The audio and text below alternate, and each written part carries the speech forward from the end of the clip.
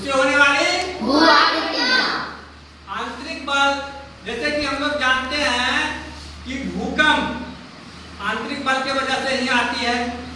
भूकंप में क्या होता है, भूकंप आने के कई कारण, भूकंप आने के कई कारण, जैसे पृथ्वी कई प्लेटों में बटा हुआ, पृथ्वी क्या है, कई प्लेटों में बटा हुआ, और ये प्लेट खिसक रहा है, ये प्लेट क्या है, गतिमान है, खिसक रहा है और गतिमान है। जब ये प्लेट, कुछ प्लेट तो एक दूसरे के खिसकते खिसकते निकट आ रहा है और कुछ प्लेट खिसकते खिसकते दूर जा रहा है, कुछ प्लेट खिसकते खिसकते क्या आ रहा है, कुछ प्लेट दूर जा रहा है। जब ये दो प्लेट आपस में टकराता है तब जोरदार तरीके से पृथ्वी पर कंपन होने लगती है, जिसे भूकंप कहते हैं। इसे क्या कहते हैं, प्लेट के आपस में टकराने की वजह से एक भूकंप आता है।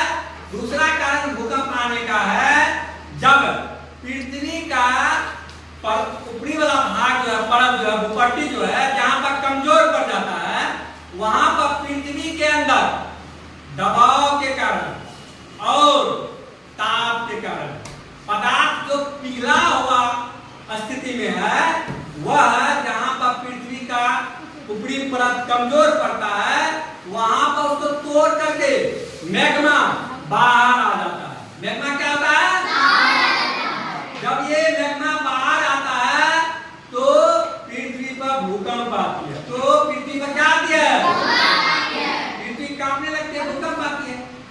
तीसरा कारण है भूकंप आने का, जब पृथ्वी पर परमाणु विस्फोट किया जाता है तो पृथ्वी हिलती है। पृथ्वी क्या होती है, हिलती है। उसके बाद छोटे छोटे उल्का पिंड जब पृथ्वी से टकराते हैं तब भी थोड़ा बहुत पृथ्वी हिलता है। तो इस प्रकार से हम लोग देखे भूकंप आने के कई कारण, भूकंप आने के कई कारण है। अब भूकंप जब आता है तो इससे कई तरह की भू आकृतियां बन जाती हैं। कई तरह की क्या होती है, भू आकृतियां बन जाती है। जैसे दो प्लेट जब टकराता है तो पर्वत का भी निर्माण हो जाता है। जैसे हिमालय का पर्वत जो है दो प्लेट के टकराने से हुआ, दो प्लेट के टकराने से इसका निर्माण हुआ है। और इस पर इसे किसको, हिमालय को बलित पर्वत कहते हैं। क्या कहते हैं, बलित पर्वत कहते हैं। और पर्वत बलित पर्वत हो गया भारत का हिमालय, और रॉकी पर्वत भी बलित पर्वत का ही उदाहरण है। रॉकी पर्वत भी क्या है, बलित पर्वत का ही उदाहरण है। भ्रंशोत्तर पर्वत, जब भूतल के किसी क्षेत्र में समांतर भ्रंश के बाद बीच का भाग ऊपर उठ जाता है तो इसे भ्रंशोत्तर या ब्लॉक पर्वत कहते हैं। इसे क्या कहते हैं, भ्रंशोत्तर या ब्लॉक पर्वत कहते हैं।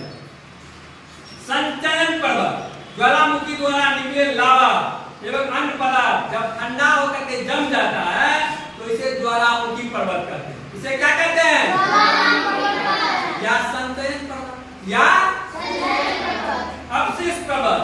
कुछ पर्वत ऐसे हैं जो लाखों वर्ष तक हवा से घिसने के कारण, धूप पानी का सामना करने के कारण धीरे धीरे घिस रहा है, इसे अवशिष्ट पर्वत कहते हैं। इसे कौन सी पर्वत कहते हैं, अवशिष्ट पर्वत कहते हैं। कुछ भूभाग ऐसे हैं जो समतल है और इसका ढाल कम है तो इसे मैदानी भाग कहते हैं। इसे क्या कहते हैं, मैदानी भाग। जैसे गंगा का मैदान, जैसे गंगा का मैदान यह काफी उपजाऊ क्षेत्र होता है, मैदानी भाग। इसीलिए यहाँ जनसंख्या का संकेंद्रण ज्यादा होता है। उसके बाद पर्वत पठार वाले भाग, जैसे कुछ भाग जो है काफी ऊंचे हैं, ऊपर के भाग तो समतल हैं, तो इसे पठार वाले भाग कहते हैं। पठार वाले भाग को मैदान नहीं कहेंगे, पठार है।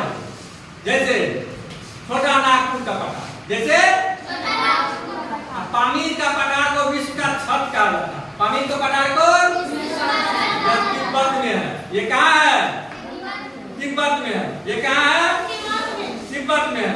तो इस प्रकार हम लोग देखे कि पृथ्वी पर कई प्रकार के भू आकृतियां हैं। अच्छा, पृथ्वी पर अन्य बल भी काम करते हैं, जैसे आंतरिक बल जो है किसके बल में? आंतरिक बल हो जाता है और बाह्य बल हो जाता है। आंतरिक बल के अंतर्गत दीर्घकालीन भूसंचरण, आंतरिक भूस्खलन और दीर्घकालीन भूसंचरण के अंतर्गत ही महाद्वीपीय निर्माणकारी बल आता है। इसी में पर्वत का भी निर्माण होता है। उसके बाद ज्वालामुखी, ये आंतरिक भूस्खलन के अंतर्गत ज्वालामुखी हो गया। भूस्खलन